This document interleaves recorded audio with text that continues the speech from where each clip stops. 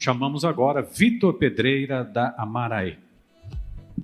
Me chamo Vitor, sou da Amara, distribuidora de equipamentos fotovoltaicos também. Hoje vou trazer alguns lançamentos que temos para esse ano, também novidades que vamos lançar aí para os próximos anos, né, mostrando um pouco de para que lado o mercado fotovoltaico, né, pensando em módulos e inversores, está caminhando. Então, eu vou apresentar um pouco as novidades de módulo, de inversor, mas antes de apresentar as novidades, eu sempre acho interessante compartilhar com vocês quais são os critérios realmente que a gente utiliza, né, que a gente recomenda para selecionar um equipamento fotovoltaico, né, um módulo fotovoltaico. Porque sabemos, né, que até alguns anos atrás as opções eram poucas, né, a gente tinha os módulos de policristalino e bem pouquinho também ainda os módulos de monocristalino, então não tinha muito ali o que decidir, né, era tudo bem engessado, mas hoje a gente tem várias alternativas de equipamento, tanto no sentido de fabricante, como no sentido de tecnologia, de tamanho de painel. Então, antes de trazer essas novidades, eu queria compartilhar qual é o critério que nós, né, como distribuidores, utilizamos para selecionar um módulo fotovoltaico. Bom, lógico que a gente tem um critério de preço, né? Esse critério é bem óbvio, não vou entrar tanto nesse detalhe, né? Vocês já conhecem muito bem, mas a gente tem outros critérios muito importantes que fazem toda a diferença na hora de selecionar um equipamento. Primeiro, qual que é a força desse fabricante a nível mundial? Qual que é a solidez que ele representa a nível global? A gente sabe, né, que existem muitas opções de fabricantes, tanto aqui no Brasil como no mundo, mas poucos deles realmente demonstram uma solidez financeira, uma estabilidade, uma força para honrar com a garantia. A gente sabe, né, que um investimento em energia solar é um investimento de longo prazo, são mais de 25 anos de garantia, vida útil também passa desse tempo. Então, a gente tem que ter um fornecedor que vá durar esse tempo todo, né, que demonstre, através da sua condição financeira, que tem essa capacidade. E também, né, são justamente eles, né, que possuem os maiores volumes de produção e são neles também que os grandes investidores de usinas centralizadas confiam, né, e acreditam para fazer os seus projetos. Então, nada mais justo, né, do que nós, na geração distribuída, também adotarmos esse critério, porque o nosso investimento também tem o mesmo horizonte de vida útil. Bom, o tamanho também é muito importante. Hoje a gente tem os painéis desde 400 watts até os que já estão passando de 600 watts. Mas a gente sabe que essa diferença, né, de potência não é só por conta de eficiência, né, de performance, mas também o próprio tamanho do painel. A gente tem painéis que já estão ultrapassando os 2,40 metros de comprimento, por 1,30 de largura, passando de 35 quilos. Então, eu tenho que entender, se eu vou fazer uma usina grande, lógico, um painel grande faz todo sentido, né? Eu otimizo todos os meus outros custos aumentando o tamanho do painel. Mas será que vale a pena eu subir num telhado residencial, principalmente aquele telhado mais complicado, um telhado mais recortado, com um módulo desse tamanho, de 600 watts? Talvez seja mais interessante, né, selecionar um módulo menor, com um menor tamanho, uma menor potência, mas que melhore muito, né, as questões de instalação. Tecnologia também muito importante. A gente sabe que, apesar da gente ter a potência pico do painel, 500 watts, por exemplo, watt pico, a gente sabe que essa é uma potência nominal e que o verdadeiro resultado de geração de energia desse equipamento depende da tecnologia que está embarcada nele. E nessas tecnologias, a gente pode desdobrar em vários níveis aí de performance. Em termos de perda, né, a gente sempre fala que é interessante escolher um módulo com as menores perdas possíveis, porque essas perdas elas não são computadas na potência pico, isso a gente reconhece quando simula, né, em software com as condições de campo. Então, a gente tem que ter os módulos que têm as menores perdas também, que vão ser os módulos que vão apresentar a melhor performance. Então, falando de módulo, né, a gente tem as perdas devido à reflexão do vidro, perdas devido ao nível de radiância, porque a gente sabe que a eficiência que está no datasheet é para uma condição de laboratório, STC, 1000 watts por metro quadrado, e sabe-se lá qual vai ser a eficiência desse painel quando eu colocar ele numa situação real. Perdas devido à degradação, né, a durabilidade do painel, as perdas LEED, que são a degradação induzida pela luz, eu vou entrar um pouco mais no detalhe dessa perda na sequência, e também a performance devido à temperatura. Principalmente aqui no Brasil, né, a gente está falando de um clima predominantemente quente, então a gente tem que ter um equipamento também que não perca tanta eficiência com altas temperaturas. Chegando nesse resumo, né, a gente tem o nosso critério final, que é efetivamente quanto vai custar a minha energia. Então a gente está falando aqui de real por quilowatt-hora, que é mais ou menos o conceito de LCOE, né, uma sigla em inglês para o custo nivelado da energia. E a gente sabe, né, que não basta só a gente analisar um sistema pelo preço do seu watt-pico, o preço da potência nominal. Eu tenho que entender qual que é a geração de energia desse meu sistema, porque eu posso ter o mesmo sistema de 1 mega, por exemplo, que vai ter uma geração de 100 e outro que vai ter uma geração de 105, porque eu escolhi equipamentos com melhores tecnologias, com melhores eficiências.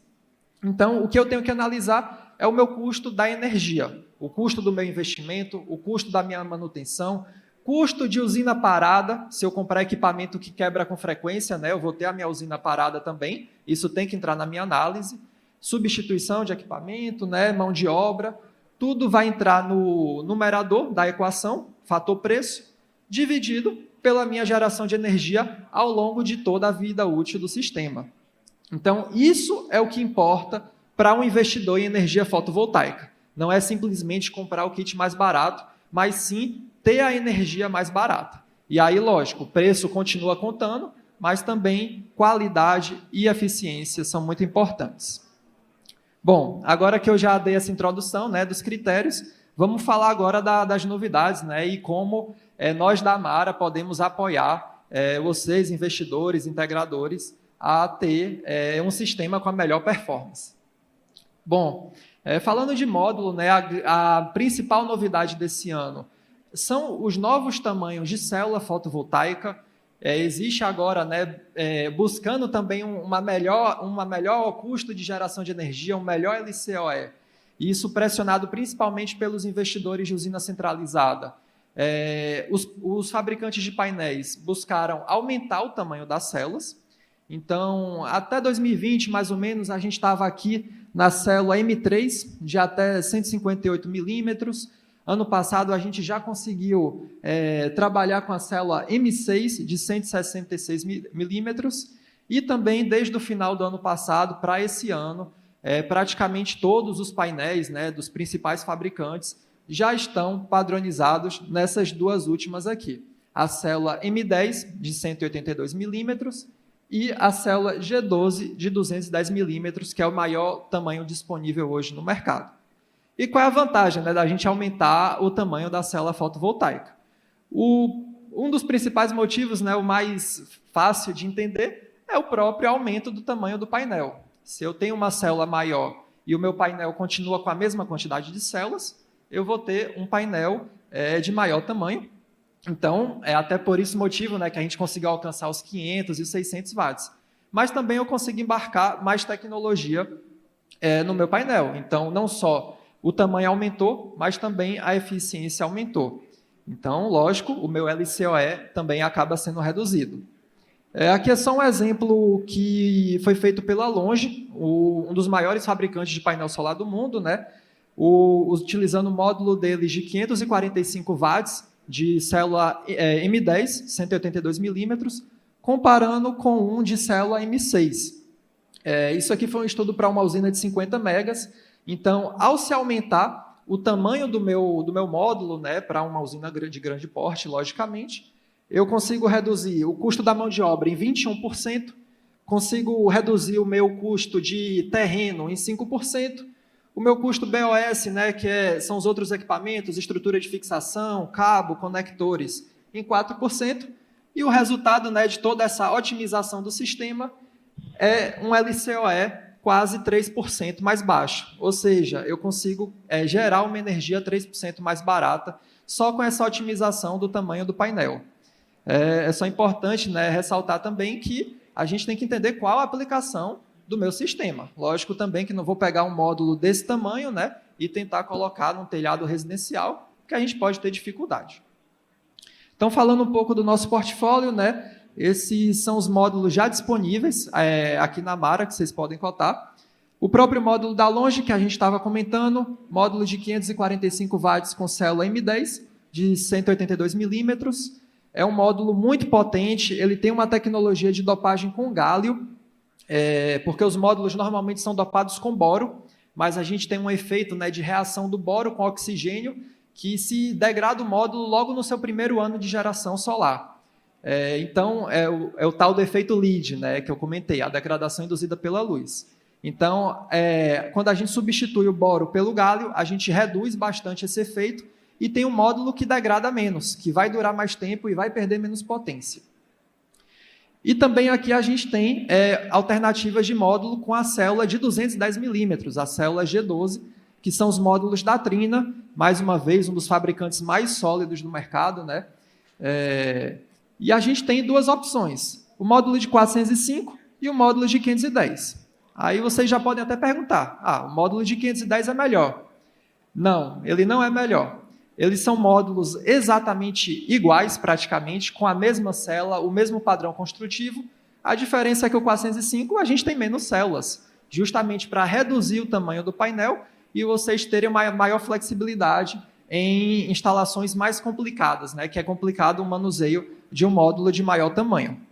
Então, mas em termos de eficiência e performance, são módulos praticamente idênticos. Bom, falando um pouco também de inversores, rapidamente, dos lançamentos, no MLPE, né, nos microinversores, a gente tem 2 lançamentos da AP Systems, o DS3D, que já vai estar disponível esse mês, estamos aí em processo de nacionalização deles, um microinversor de 2 kW para 4 painéis, então é uma das maiores potências disponíveis no mercado, justamente para os painéis de alta potência também, com 2 MPPTs para 4 módulos, suporta aí os módulos de alta corrente, né, inclusive os bifaciais. E também, aqui para o segundo semestre desse ano, o QT2D, que é um microinversor trifásico da AP Systems de 3,6 kW para 8 módulos. Então, vai ser um microinversor que vai otimizar muito o custo-benefício de sistemas trifásicos usando MLPE. Rapidamente também da Sungrow, a gente tem o lançamento da nova linha monofásica deles, a linha RS. Então, além aí de um design um pouco mais bacana, né, já em linha com os lançamentos trifásicos que eles fizeram no ano passado, a gente tem também uma melhora na tensão de inicialização desse inversor. Então, apenas com 40 ou 50 volts, dependendo do modelo, o inversor já inicializa. Já atende também os módulos de alta potência, né, com uma alta corrente de operação, e também uma novidade que já vem inclusa as proteções de corrente contínua, DPS e chave seccionadora, que na linha antiga, né, a gente só tinha a partir do modelo de 8,3 kW. Então agora já vai estar disponível como padrão.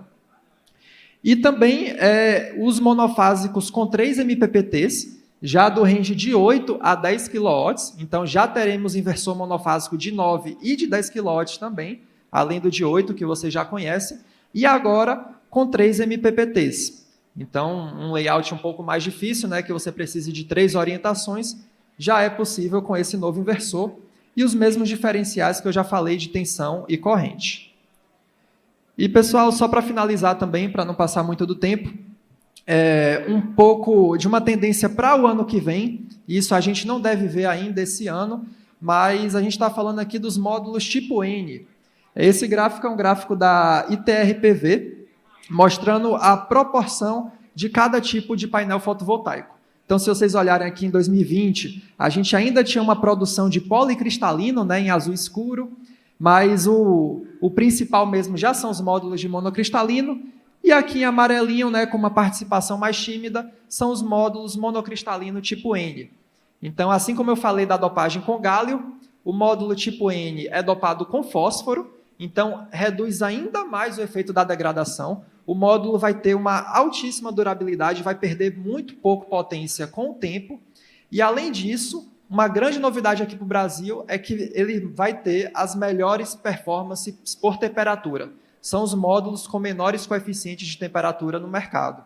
Então, instalação em clima quente, né, a gente já espera aí que esse módulo, mantendo a mesma potência pico, a gente consegue aí, melhorar a geração de energia em pelo menos os 5%, comparando com o módulo convencional.